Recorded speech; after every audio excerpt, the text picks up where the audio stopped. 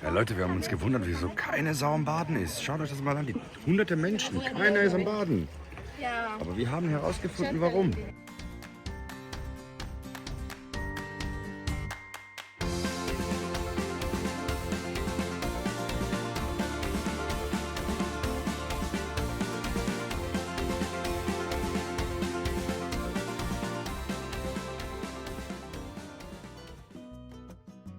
Mitten im Februar sind wir immer noch in Mexiko unterwegs und heute geht es endlich Richtung Golf von Mexiko. Nach all den Stopps im Landesinneren steuern wir jetzt endlich die Küste an. Uns erwarten türkisfarbenes Wasser, Palmen und ein richtig heller weißer Strand.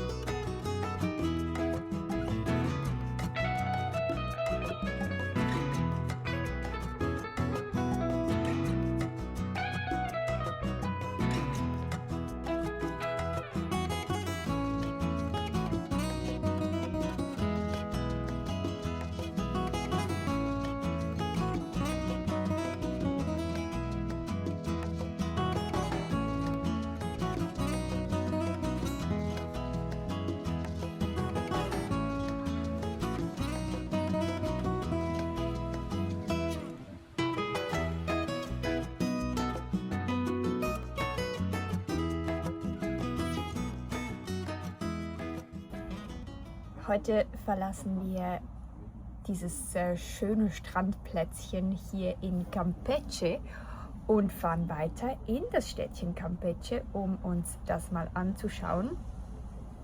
Es ist immer nicht ganz einfach, ob wir in Städte fahren oder nicht. Es kommt auf die Plätze drauf an, die es dort gibt.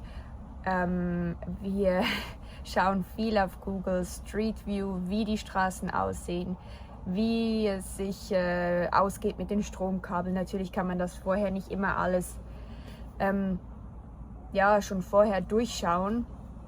Aber wir haben natürlich auch viele Städte ausgelassen, wie zum Beispiel Puebla oder Oaxaca. Aber einfach, weil wir uns diesen Stress nicht geben wollen, dort in die Städte reinzufahren. Und irgendwie sind wir im Moment auch ein bisschen, wie soll ich sagen, nicht städtemüde, aber es ist halt doch, wir präferieren es, hier draußen in der Natur zu stehen. Und heute zieht es uns doch mal wieder in ein Städtchen und das schauen wir uns an. Wir haben Wäsche zu machen. Wir wollen mal wieder an einem Malecón entlang laufen. Malecón ist so eine Strandpromenade.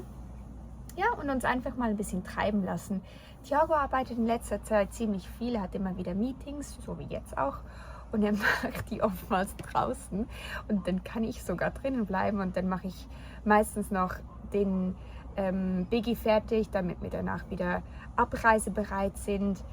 Und ja, im Moment ist es ein bisschen schwierig, das alles zu jonglieren mit Arbeit, Planung. Mexiko erfordert viel, viel mehr Planung, was auch Stellplätze angeht, was Routen angeht und ja, was wir in der nächsten Zeit so machen wollen. Und darum brauchen wir hier immer noch ein bisschen extra Zeit jetzt. Und natürlich die Videos, Social Media, das kommt alles noch dazu. Man sieht es gar nicht so, wir haben das auch komplett unterschätzt.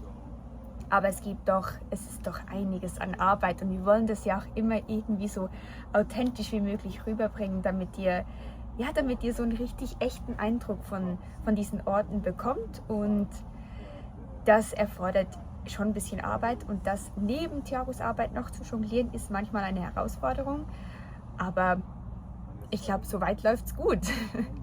Genau, jetzt warten wir noch, bis sein Meeting durch ist und dann geht's weiter. Es ist fast ein bisschen schade, dieses wunderschöne Plätzchen hier zu verlassen. Und ich finde es auch krass, weil an all die schönen Plätze, die wir anfahren, sehen wir eigentlich fast keine anderen Overländer. Also wir sind oftmals alleine auf den Plätzen und können es fast nicht glauben, weil wir stehen hier direkt am Strand.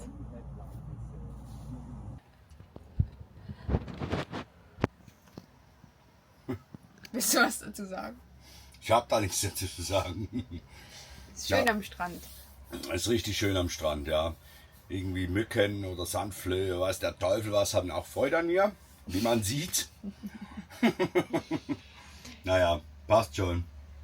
Gibt Schlimmeres. Wir sind dafür an einem richtig schönen Plätzchen. Ja, Ja, habe ich schon gesagt, das verlassen wir jetzt wieder.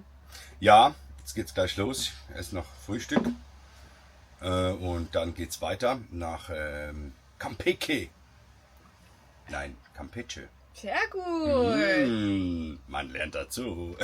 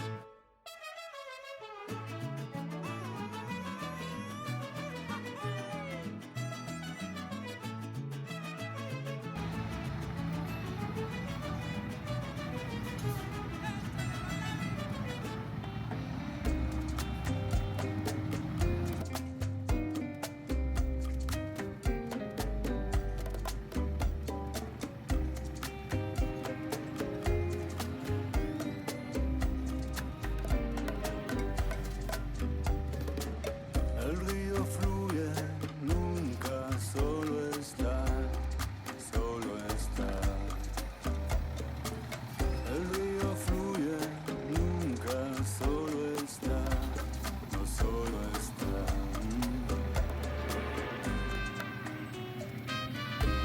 A veces tranquilo, a veces. Und hier sind wir also in Campeche. Campeche liegt direkt am Golf von Mexiko und ist vor allem für seine gut erhaltene Altstadt bekannt. Die Stadt war früher ein wichtiger Handelshafen und wurde im 17. Jahrhundert immer wieder von Piraten angegriffen. Deshalb hat man eine massive Stadtmauer rund um das Zentrum gebaut. Teile davon stehen heute noch. Seit 1999 gehört die Altstadt zum UNESCO-Weltkulturerbe. Man sieht es sofort: bunte Kolonialhäuser, enge Gassen, kleine Innenhöfe und diese ruhige, entspannte Stimmung. Kein riesiger Trubel, eher ein Ort, durch den man einfach treiben kann. Hier laufen wir durch die Straßen, schauen in kleine Läden, setzen uns zwischendurch in den Schatten und merken, Campeche fühlt sich ganz anders an als viele andere Städte in Mexiko. Weniger laut, weniger chaotisch, dafür sehr charmant. Wir sind seit längerer Zeit nach Mexico City, glaube ich, wieder mal in einem Dörfchen, Städtchen unterwegs. In Campeche. Campeche. Wie Thiago sagt, genau. Aber das ist mal ein Ortsname, den du dir merken kannst. Sonst Ja. hast du manchmal ein bisschen Mühe mit den Namen. Ja, die Namen sind teilweise ziemlich anspruchsvoll. Ja, Also, Oaxaca. ja, Oaxaca ist ja auch noch einfach. Aber es gibt ja da dann auch ganz andere Sachen auszusprechen, weil ich nicht weiß, wie man das ausspricht. Deswegen, ja, schwierig. Schwierig. Aber hier gefällt es uns sehr gut. Es ist alles sehr schön farbig. Es hat viele, viele Tauben. Da schaut uns da ein kleiner Junge zu. Viele Farben, viele Tauben. Es ist sehr entspannt. Wir hatten sogar Platz für Biggie, den zu parkieren, und können hier übernachten. So ist es nicht immer, aber heute genießen wir es. Ja. Es ist echt speziell, mal wieder in einer Stadt zu sein. Für uns aus der kleinen Schweiz ist ja das schon fast eine Großstadt hier. Aber für die Mexikaner ist es ein kleines Dorf. Ja. Ja. Und seit wir an der Küste angekommen sind, merken wir aber auch, dass hier einiges nicht spontaner, entspannter läuft. Es ist nicht mehr gar so viel Verkehr, wie wir das jetzt so aus der Gegend Mexico City kennen. Gut, es ist jetzt halt auch ein krasser Vergleich. Aber die Definitiv. Küste ist schon sehr entspannt und nicht mehr so hektisch. Nein. Schaut euch mal das Taubenwerk hier hinten an. Die füttern die, glaube ich, oder so. Das ist der Wahnsinn. Ja. Ich glaube, die haben Freude. Oder Hunger oder beides. Genau, das war der kleine Junge, der uns vorhin so angelacht hat. Sich gedacht hat, was sind das für zwei komische Menschen, die hier in der Kamera quatschen.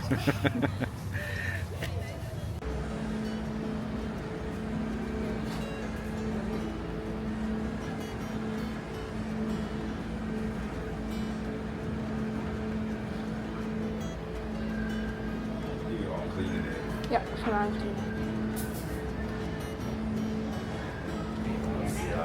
Y para mí también un pequeña con coco, por favor. ¿Y tienes un espresso? Claro. Sí, y un espresso también, por favor. Dos espressos? Dos, por favor.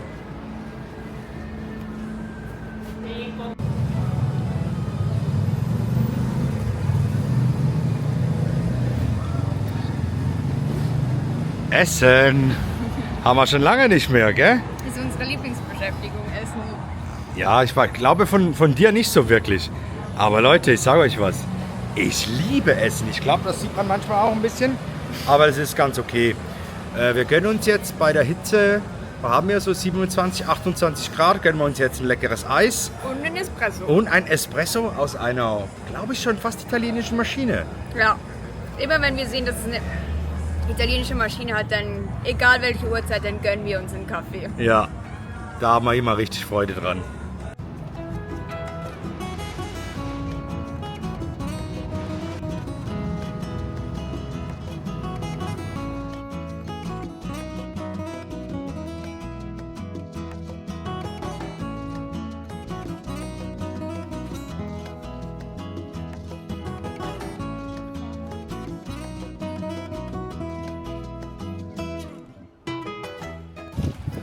Yay, wir sind wieder zurück bei Biggie Bigster. Yes, wir haben es geschafft.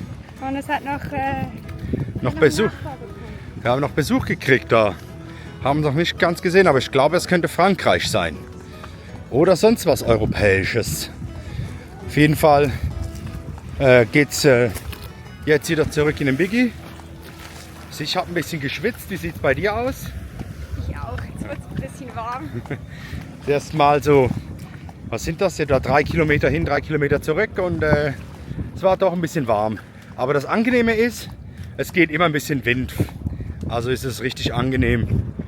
Und es tut auch mal gut, ein bisschen zu schwitzen, gell? Ja, ja, die Klimaanlage des Körpers funktioniert. Ja!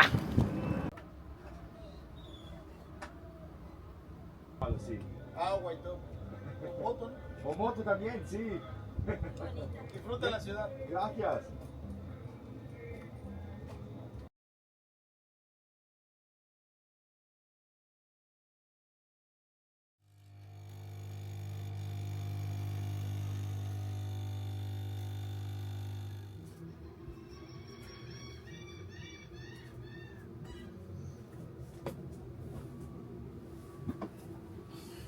Wir haben hier seit langem die Nacht auf einem Parkplatz mitten in der Stadt verbracht, in Campeche.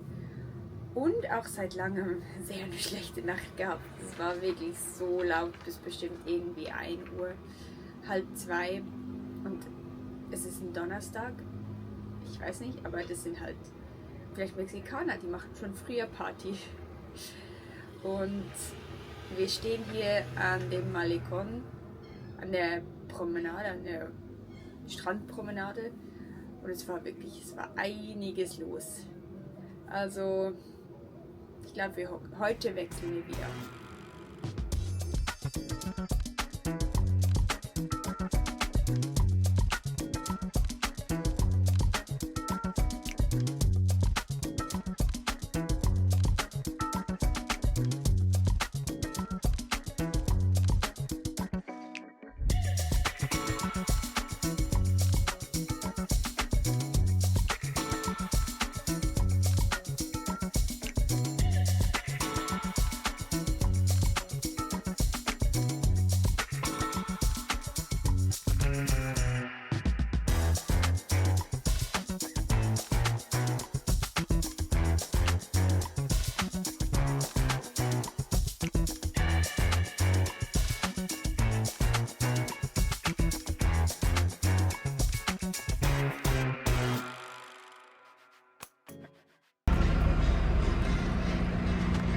Es kommt tatsächlich ein Bus auf dieser Strecke. Oh, er leuchtet uns.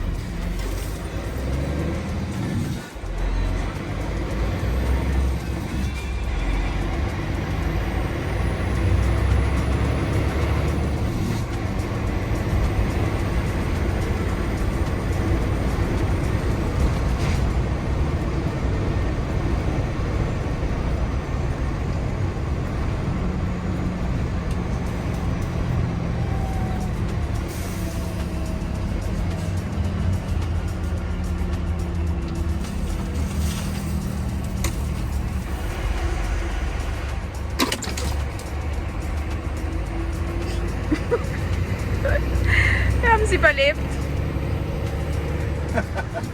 Willst du noch? Ja, macht Spaß.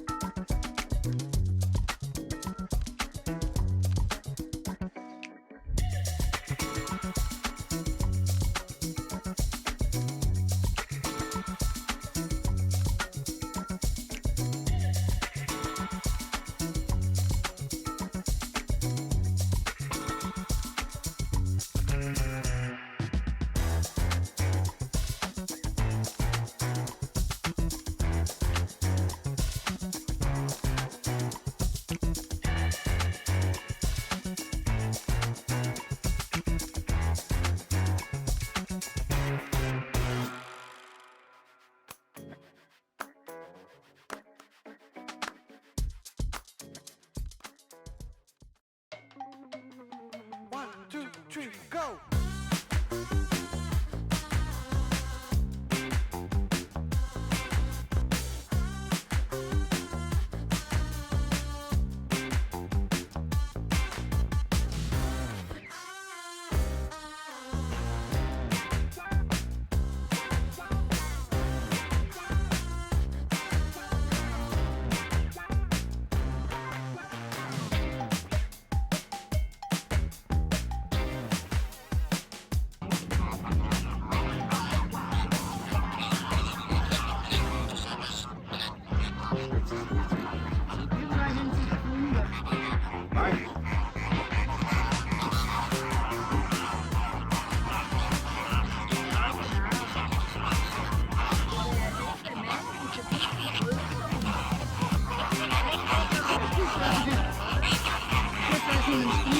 Ja.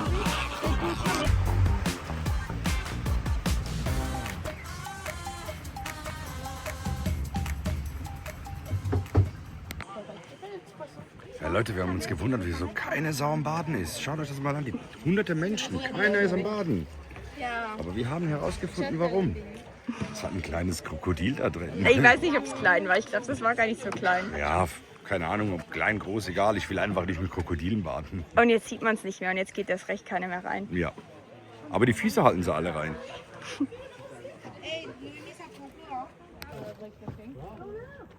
Hier ist es. with the tub of water with the crocodile's house.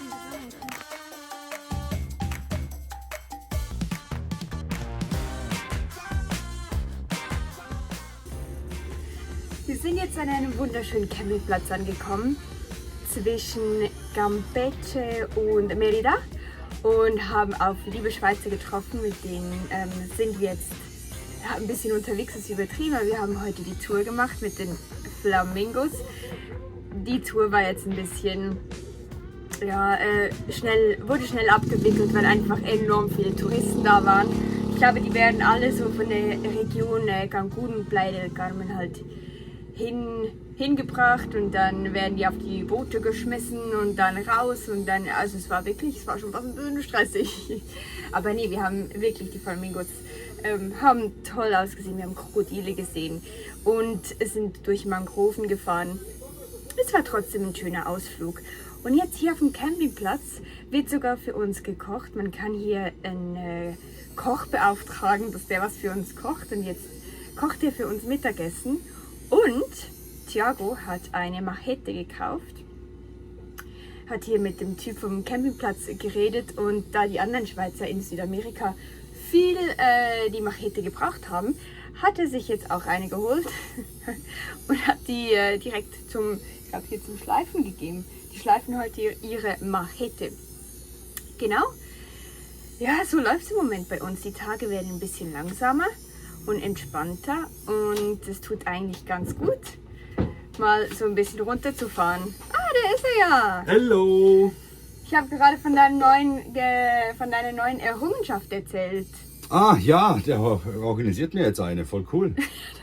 Ich habe einfach so mal gedacht, ich frage mal und ja, er hat gesagt, ja klar. Ja, dann habe ich gesagt, ich will auch so eine Hülle dazu und er hat ja, 150 oder 100, 200 Pesos und los geht's. Ja, und für die Verschiffung sollte es auch kein Problem sein. Die Schweizer, die haben sie von Südamerika bis Mexiko auch verschiffen können. Von dem her, wir lassen uns überraschen. ¿Está bien la medida? Muy bien. ¿Está bien? Muy bien. Le voy a sacar filo y le voy a pasar este para desbastar. Y ahorita te lo doy. Okay.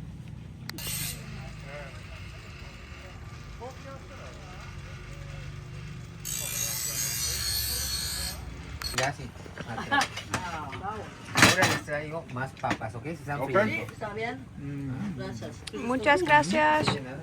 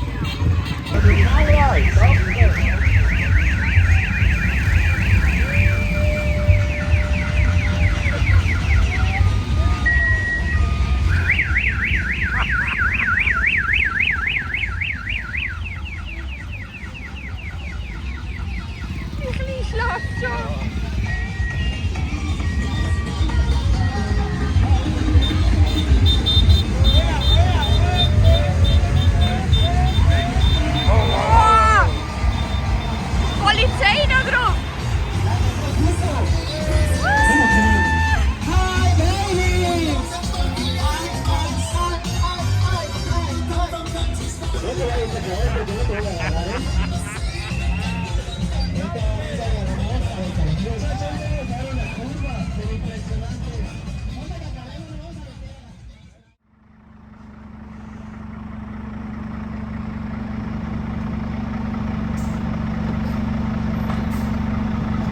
Ja, ist gut.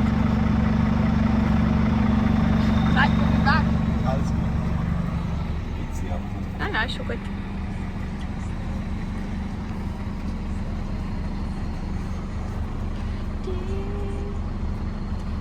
Tschüss, schönes Plätzchen.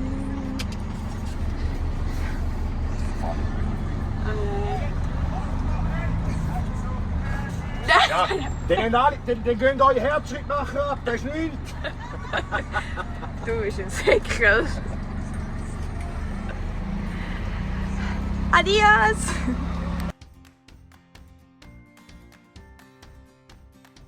Hier am Golf von Mexiko läuft alles ein bisschen langsamer. Schon das Durchcruisen durch dieses kleine Dörfchen fühlt sich entspannter an. Kaum Verkehr, bunte Häuser, irgendwo steht immer jemand mit frischen Kokosnüssen am Straßenrand. Die Leute bewegen sich langsamer, niemand hat es eilig und das Leben spielt sich draußen ab. Und uns wird hier gerade richtig bewusst, wir sind mit unserem eigenen Fahrzeug ganz im Süden von Mexiko angekommen. So weit weg von der Schweiz, wie wir es uns vor ein paar Monaten kaum vorstellen konnten. Im ganzen Reiseflow vergisst man das manchmal. Man funktioniert, organisiert, fährt weiter. Und dann gibt es diese Momente, in denen man kurz innehält und denkt, wir stehen hier wirklich.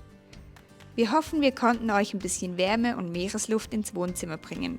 Wenn euch das Video gefallen hat, freuen wir uns riesig über ein Abo, einen Kommentar oder ein Like. Hasta luego!